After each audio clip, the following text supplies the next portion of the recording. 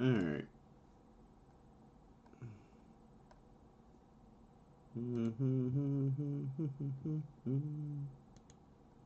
What is up, you guys? It is your boy, the one, the only, Tanked Chris. Holy crap, it has been a while. And yes, I'm at a weird angle. I apologize. Things are going haywire. We got some things lined up tonight that I was just wanting to touch base and check out with you guys. So let me, the only... Oh, yeah. Okay, cool. All right, so what I'm doing tonight is I wanted to show you guys something. I went down the rabbit hole. I went way too far with some mods. And I just wanted you guys to check out the mods here. I was going to take some console apart real fast, show you everything I've done and all the cool little gadgets and gizmos I've done. This is actually so freaking cool. So, as you guys know, Dreamcast is probably one of the most underrated consoles of my generation. Not you new kids. But we didn't deserve the Dreamcast. We treated it so bad. The system was the first system of its kind to feature online capability. And we just shat all over the console. We weren't ready for it. We didn't understand it. And quite frankly, we just didn't deserve the system. But obviously, the game system has been dead since like 2002, 2003, right in there. Online services have been completely just annihilated. They're no longer there. Okay, but what I'm getting at is what I've done. So hold on, let me grab the console and I'm going to show you 2003 right in there. I'm going to show you what I've done. Okay, give me 1 second. Let me grab the system.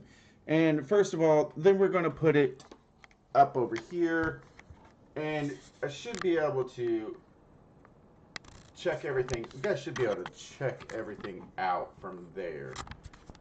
If not, well, we will figure it out. I might actually even put the camera here and raise this up a little bit, give you that kind of angle. That actually works pretty good. I'm okay with that. Okay, so let me get the system, and then we're going to check out all these little features here, because there's a lot to go over.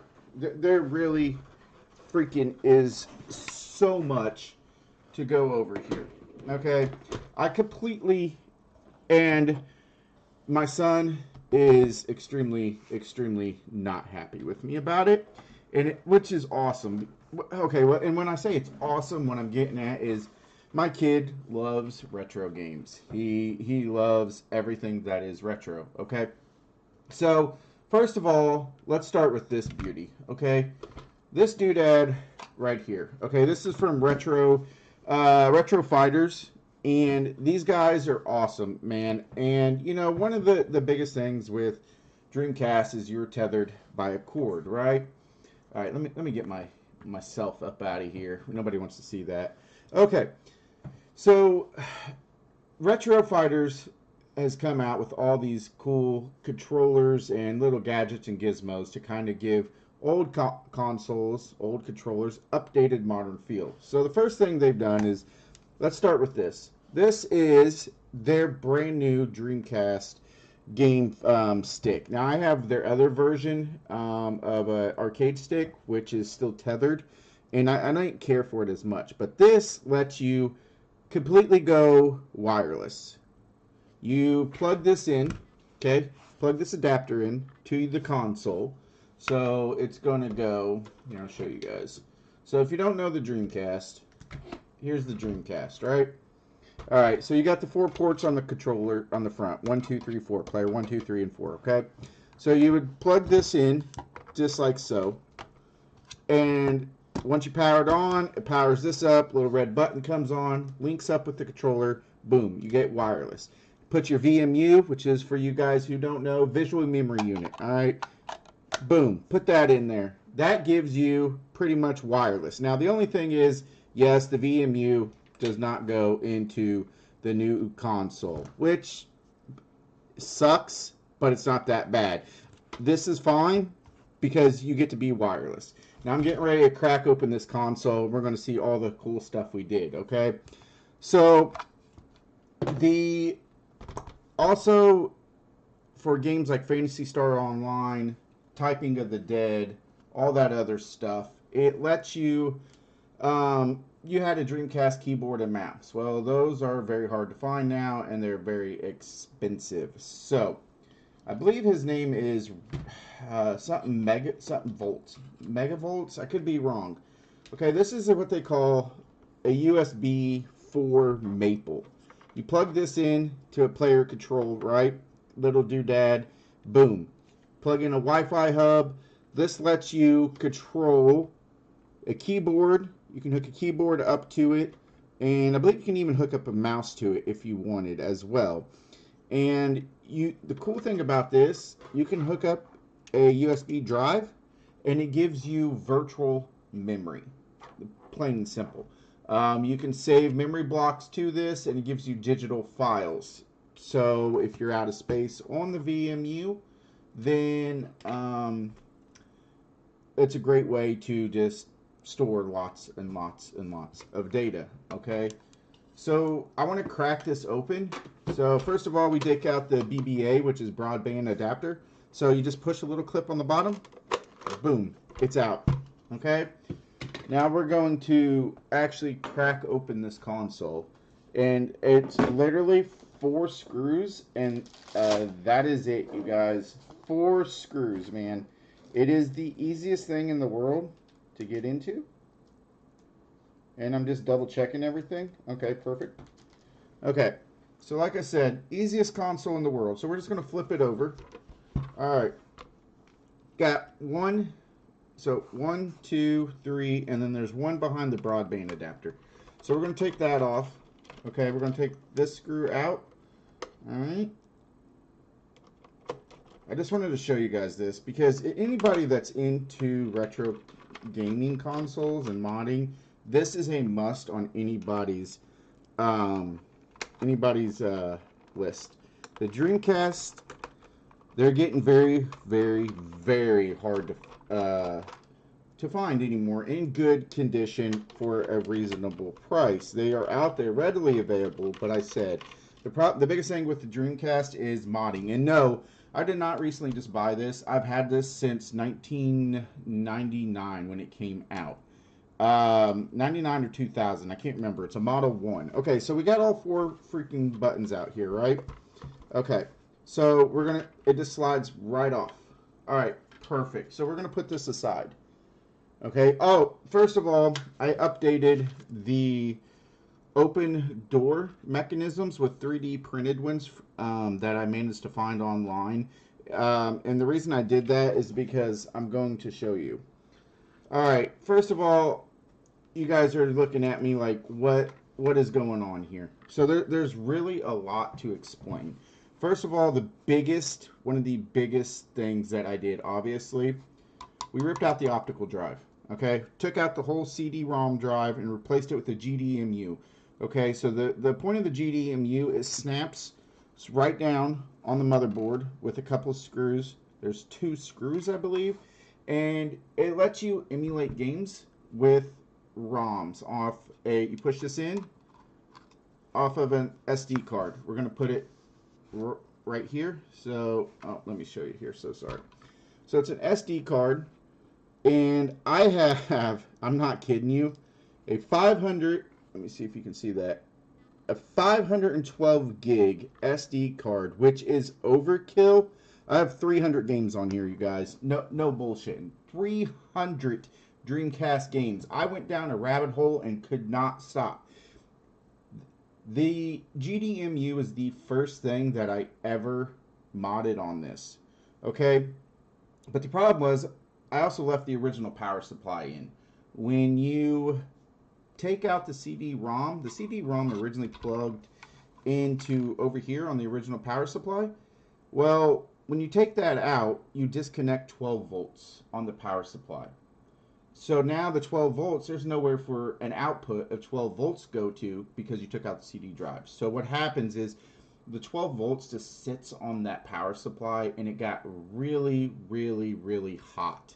Like, no kidding hot. It was ridiculous. So I ended up taking 3 resistors, tying them together, and ran it from the 12 volt pin to a ground, which kind of it was the janky way of doing it, and it dissipated the heat a little bit, but it still did not. It was still gets way hot, especially on games that were stretching the processor to its max.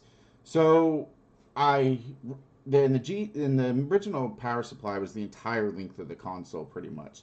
So I got rid of that and ended up putting in a PICU power supply. So it's a 12-volt power supply, I'm sorry, not 12 volt, but very low voltage power supply. And it's 3D printed on the back, which doesn't look all that great, but it's not that bad. And it changes the whole way that the power supply runs, and it runs a lot more efficiently and a lot cooler. So the unit does not get as hot, so it takes a lot of that heat down and kind of, extends the longevity of the Dreamcast. So then next what I did was, okay, well, still wasn't happy because anybody remembers the Dreamcast, and it was so loud. It was just a loud whirling sound because of the original fan was so freaking loud. So I'm like, all right, I'm done with that. So I ripped out the old fan, found one online for a 3D printed one that is still, I believe, a 5-volt 3-pin fan that plugs right onto the controller port, and you can't even hear it. It's whisper quiet. So I did that. Then what we did was we unsoldered the original CMOS battery, because the CMOS battery, if anybody remembers the CMOS battery on these, once they were dead, that was it. You no longer had internal memory on the console, so every time you turned it on, which wasn't a big deal, but it was just annoying. Every time you turned it on, it would ask for the date, the time, and the year. Every time you turned it off, turn it back on, repeat over and over. And that's because your internal CMOS battery is dead. So what I did was I bought the retro kit offline for Amazon for like $10, and it comes with a new CMOS battery holder that lets you remove the battery and replace it as needed, and it recharges it. So it's accessible, so you don't have to resolder every time. Well, then also the USB 4 Maple controller port has known issues. Biggest known issue is if you have plugged controllers in and out a lot while the unit was plugged on, that surge could short out the relay, which is right here, and that fuse, it was actually a fuse on the board. Once it blew, it blew. Then all 1, 2, 3, 4 is what is that? Okay, I don't know what that is. Okay, anyway. So, that was weird. But then none of your ports would work. So we got rid of that fuse and put a resettable fuse on there. So if that were to ever blow, you just power down the system for about 15 seconds, power it back on, the fuse resets, and you have access to the ports again. So pretty much I have gutted this whole thing, okay, and revamped this. This thing is so much lighter now as well, and like I said, 300 games. And the cool thing is about this GDMU, it's not region blocked. It's totally open region. It will accept any region, whether it be Japan, North American, or Europe. And you can play pretty much any game you want on there. I can't tell you where to get the games because of issues and rights and all that other stuff. But there's plenty of websites. Just do the digging, and you guys can find anything. So we're going to put this back together. I just wanted to show you guys some of those mods that I did. And then I've got one more mod that I wanted to show you guys that is extremely awesome. And I just recently purchased the mod, and I just found out about it. And I'm extremely glad I did, because it is by far, I think, one of the best upgrades that I have done to this. So give me 1 second. We're going to just put this back together. It doesn't take long, guys. It really doesn't. So yes, while I'm doing this, I have been away for quite a while. I have not broadcasted anything, and that is not due to my lack of love for gaming. It is due to more health and personal issues that I really just don't want to get into a whole lot. But I'm hope that things are getting better and less hectic, and that's all I'll say about that. But I do plan on coming back, and I plan on new videos and new content and just all new laughs and rages and everything else. So we'll go from there. Okay, so one of the coolest things too is Dreamcast has still a huge online community. You can get on there, I believe it's Dreamcast Talk, and then also if you want to find out who's online, it's called Dreamcast Now, I believe.